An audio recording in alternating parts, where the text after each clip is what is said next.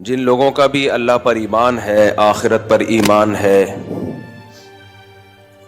ان کے لیے دنیا میں سب سے زیادہ قیمتی چیز ہدایت ہے۔ ہدایت قرآن مجید میں اللہ تعالیٰ نے اپنی بہت ساری نعمتوں کو ذکر کیا ہے۔ یہ وہ نعمتیں ہیں جو اللہ نے انسان کو دی ہیں۔ الم نجعل لہ عینین، ہم نے تمہاری آنکھیں بنائیں، ولسانا وشفتین، زبان دی، کان دیے، فجعلناہ سمیعا بصیرا، انسان کو سنتا اور دیکھتا بنایا۔ یہ سب کی سب نعمتیں اللہ کی طرف سے ہیں۔ یہ نعمتیں خود بخود نہیں بن سکتی۔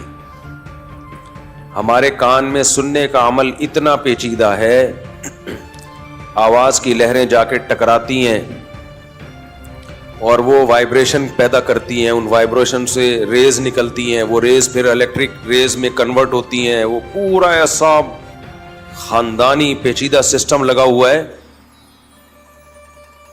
کہ وہ خود بخود بن نہیں سکتا۔ ہمارے فزکس کے ٹیچر تھے، ان کی اچھی بات یہ تھی کہ وہ جب فزکس کے اصول بیان کرتے تو اللہ کی کبریائی بھی بیان کرتے تھے۔ وہ پہلے زمانے میں ٹیچر، اب بھی ہوتے ہوں گے لیکن ہمارے زمانے میں ذرا زیادہ ہوتے تھے اس طرح کے ٹیچرز۔ تو ایک ڈاکٹر کے بارے میں تحقیق بتا رہے تھے جو کان کا بہت بڑا کوئی اسپیشلسٹ گزرا ہے ماضی میں، گوروں میں۔ تو بتا رہے تھے کہ جب اس نے کان پہ ریسرچ کی کہ کان سنتا کیسے ہے، تو غیر مسلم تھا وہ، لیکن بے اختیار اس کے زبان سے یہ الفاظ نکلے کہ جو اس کان کو بنانے والا ہے وہ کیسا سمیع بصیر ہوگا، وہ کیسا سننے والا ہوگا، جس نے سننے کا ایسا پیچیدہ آلہ انسان کو بنایا اور انسان کی کھوپڑی میں دو طرف فٹ کر دیا تاکہ ادھر سے بھی سنے اور ادھر سے بھی سنے۔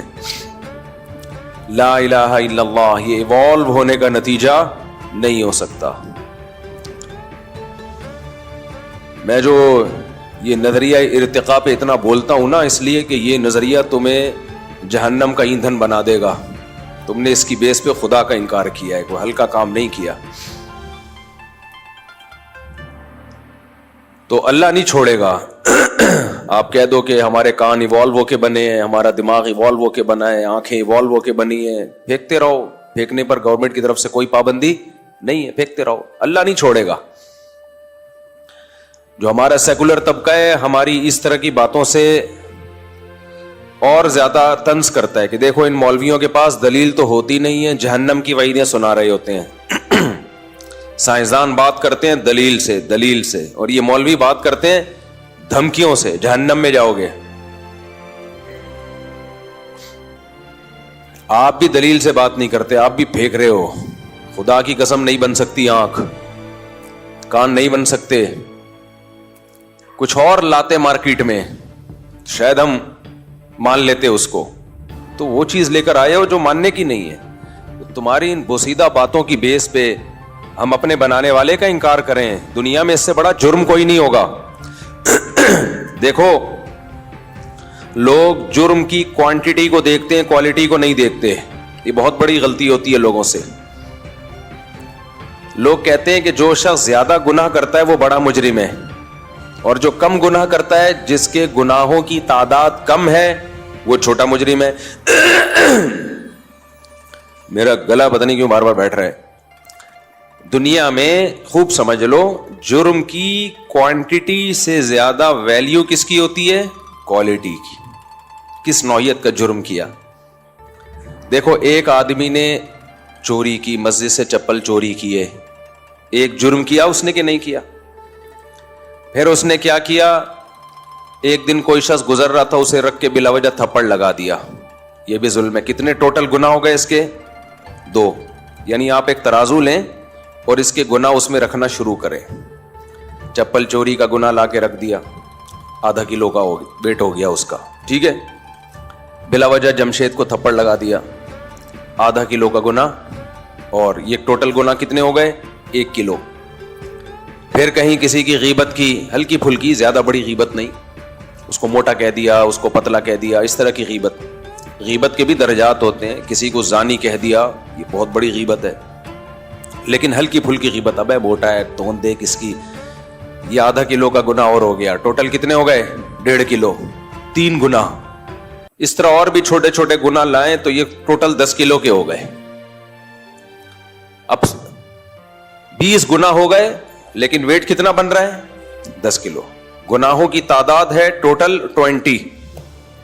لوگ اس کو زیادہ برا سمجھیں گے, کتنا گناہ گار ہے, دیکھو اس کو گالی دی تھی, اس کو برا بلا کہا تھا, وہاں سے چپل چوری کی تھی. لیکن ایک دوسرا شخص ہے جس کی زندگی گناہوں سے بالکل پاک, نہ کبھی کسی کی غیبت کی اس نے, نہ کبھی مسجد سے چپل چوری کی ہے اس نے, نہ کبھی کسی کو تھپڑ مارا. ایک دن اٹھا اور اس نے جمشید کو قتل کر دیا. یہ گناہ کتنے ہیں؟ ایک. اب ترازو کے پلڑے میں آپ یہ ایک گناہ لا کے رکھیں, آپ کا کیا خیال ہے اس کا ویٹ 10 کلو ہوگا؟ 10,000 کلو ہوگا اس کا ویٹ.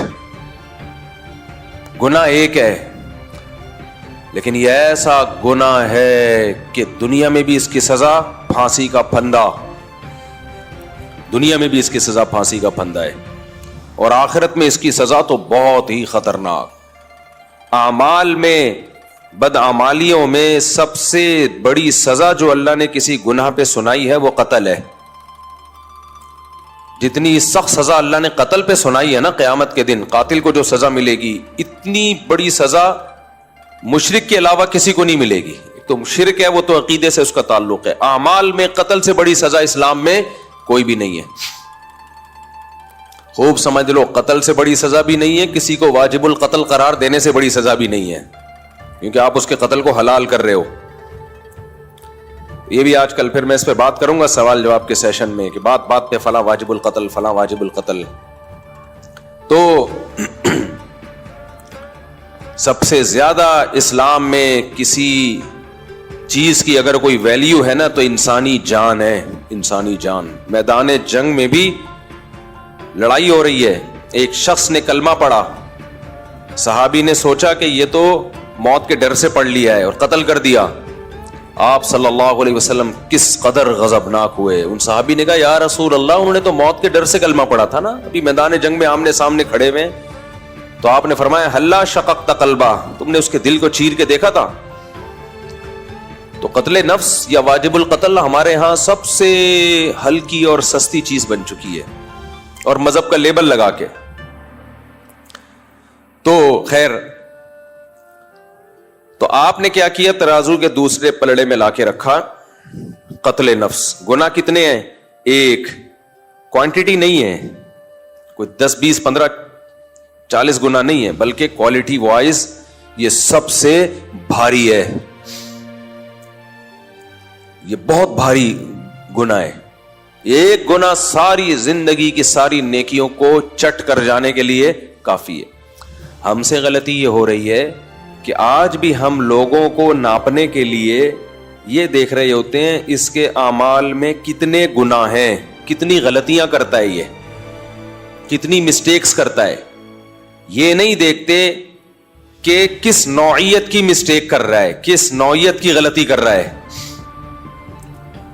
تبھی اسلام کا انسانیت کو جانچنے کا پیمانہ الگ ہے, اور عام لوگوں کا انسانیت کو جانچنے کا پیمانہ الگ ہے.